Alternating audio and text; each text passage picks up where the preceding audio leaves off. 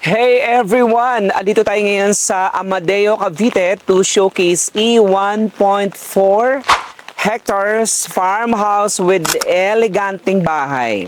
So this property, malapit siya sa East Service Road. As you can see via drone, napakalapit lang niya sa access, lahat ng mga major thoroughfares. So this property is a Torrens title at meron siyang simbahan na napakaganda, House of Prayer, which is very imperative. And of course, the contour of the property, guys, meron siyang flat terrain and rolling terrain, flat, and meron siyang like sloping with dry creek. And in terms of fruit-bearing trees, several massive number of fruit-bearing trees with fruit na siya, no? Ibig sabihin, magko-collect and mag-harvest ka na lang ng iyong real property. Okay, before we start our house tour, I invite you all to hit that subscribe button and click that bell button. The same way, share our videos sa inyong immediate extended and large family looking of real estate here in the Philippines. So this one is selling in the market for 70 million pesos. Capital gains tax included. So if you're interested or anyone interested, maybe you who are ikaw no nanonood ngayon ng house tour natin and na interesadong mag-acquire ng real estate as investment or capital asset, guys, message us today on the numbers visible on the screen. But before that, no, ikutan natin muna the entrance, the exit, the chapel, house, the farm area, and the other feature ng property.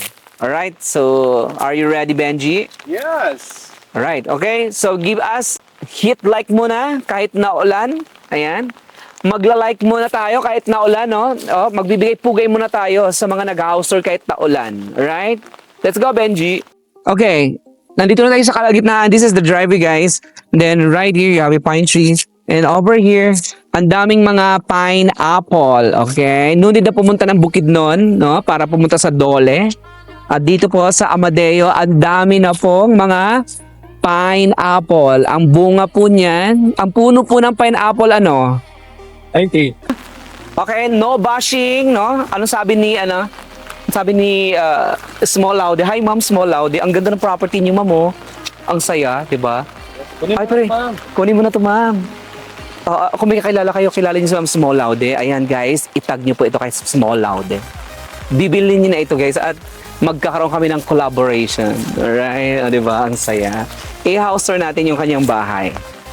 Anyway, so ito yung farm area, and then ito yung pinaka-paborito ko sa lahat, the House of Prayer. Imagine a property na mayroon kang House of Prayer, allotted, no? Binigyan talaga nila ng space si Lord, no? Hindi lang sa heart, mind, and soul, but of course, isinama nila si Jesus.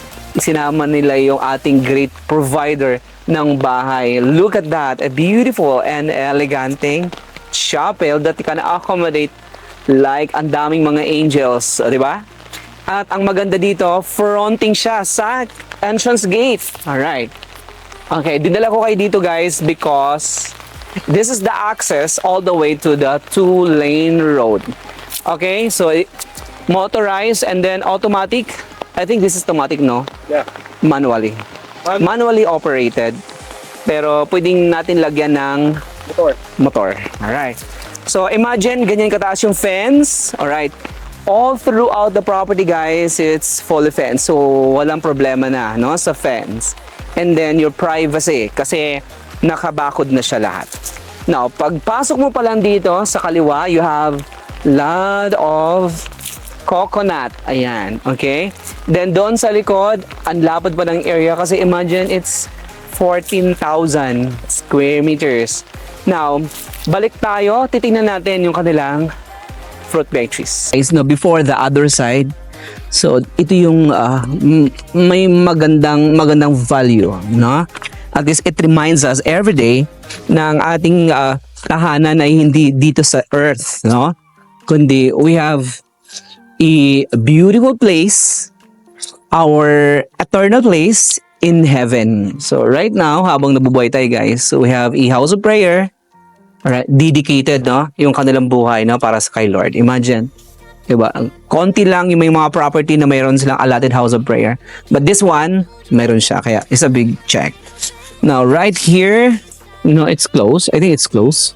Right here, ang ganda oh. Ayan, ang linis ng kanilang house of prayer, guys. Okay, so tingnan natin yung house of prayer. Okay, guys, this is the house of prayer. Imagine, nag-echoing. Alright, nag-echo yung ating boses dito, guys. So, you have the altar area, and then yung upuan, and then, at saka yung luhuran, di ba?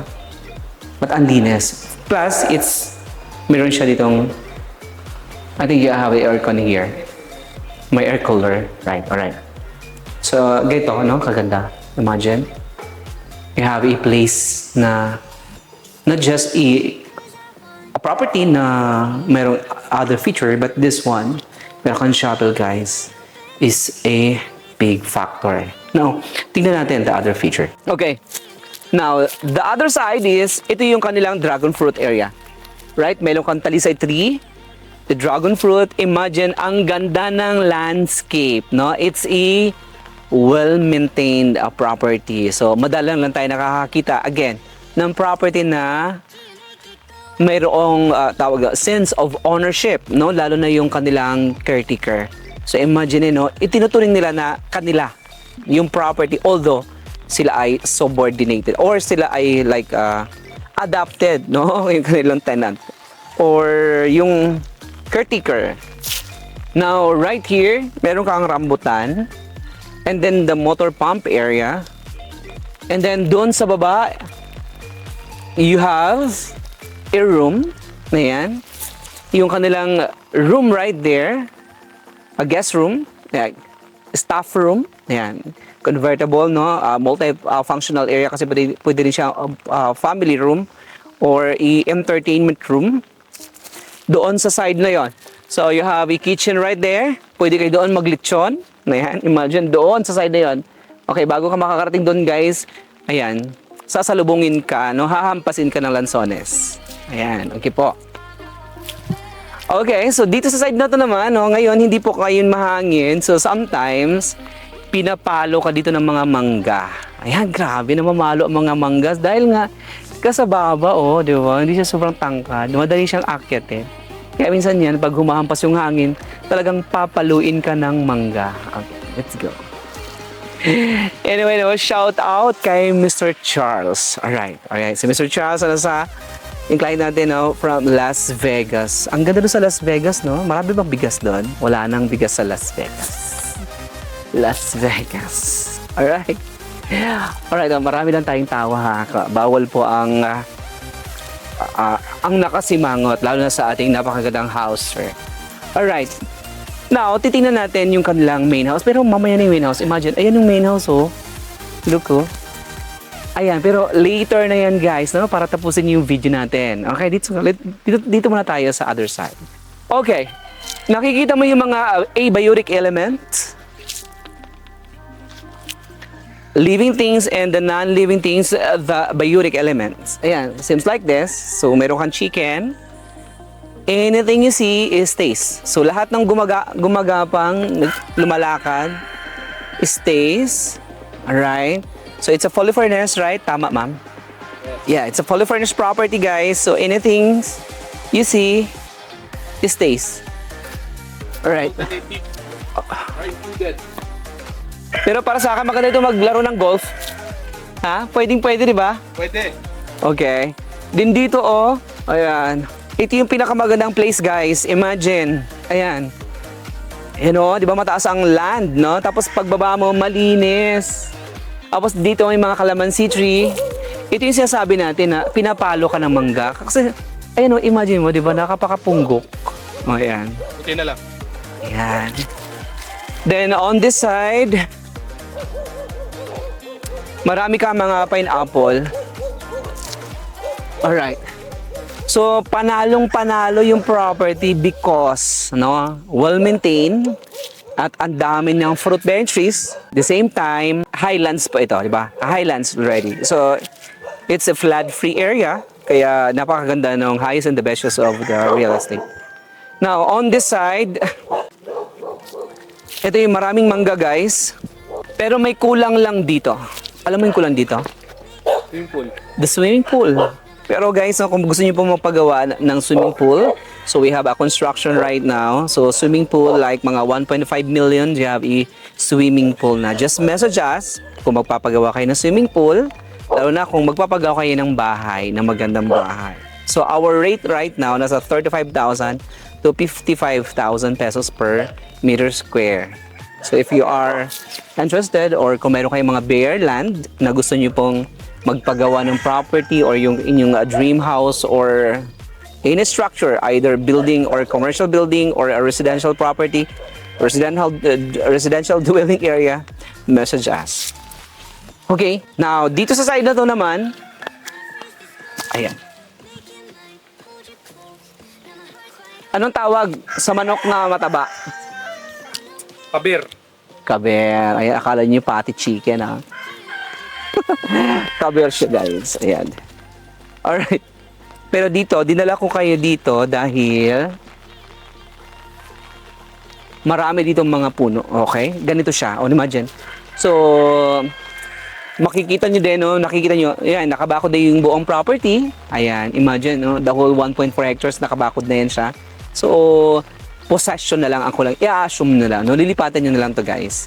And then, lahat ng mga manok included, no? Stays in the property. Then, right here. Okay lang. Okay, naulan ngayon, pero dahil in demand yung ating house tour. Wow. Ayan. Sometimes talaga sa dami ng mga bunga, yan, no? Yung hindi na kinukuha ng mga owner or I think sa dami ng bunga hindi na nila kaya i-consume. Sometimes, ayan, ordinary, no? It's a ordinary real property. Pag nagpo-fell down na siya. Ayan, nalaglag na siya. It's a ordinary real property. Ordinary. Ayan, ayan. Ganun kataas yung mabakod. Now, tingnan natin the main house. Okay, let's go. Okay, bear with us. Naulan talaga. Okay, let's go, Benji. Tingnan natin yung pinaka main house. Okay, over here, meron kang carport. And this is the house. Main house. Wow. Okay, ang nice. I like it. Okay, right here you have a swing. And then marami kang mga functions. Tingnan natin. Yan. So maganda yung pwesto ng bahay because medyo elevated. No, this is more elevated. Okay. Than the rest. And for me, no, magandang maglagay ng swimming pool. I think dito sa gitna ng property, guys. And then this is the room. Okay, imagine ganito kalaki yung kanilang panel. It's a tempered glass, no? Tempered. Yeah, makapal. Pero unfortunately, we cannot go inside. Pero it has a bedroom, it has a bathroom. And then, imagine, ganito kalaking cabin. Ito lang yung pinaka-master's room area. Alright, then right here. So you have the access, no? Papunta doon naman sa caretaker house area. And then, I love the trellis design. Yung drama nito, ang ganda, oh. Diba? Pag ito sa side na to, guys, ang ganda. And then from here, so makikita mo na yung simbahan and then the caretaker's house doon sa dulo. No, medyo maulan, guys, pero as you can see via drone, mai-in-love nyo, no? Nakaka-in-love itong napakaganda property. Before we end our house tour, so if you are interested in seeing this in a person, or interested in seeing this in person, contact us on the details below to schedule a private viewing. Don't forget to like this video, subscribe, and hit that bell icon for more premium property tours. See you in the next one. My name is Ray, and I hope to see you in our next video, guys.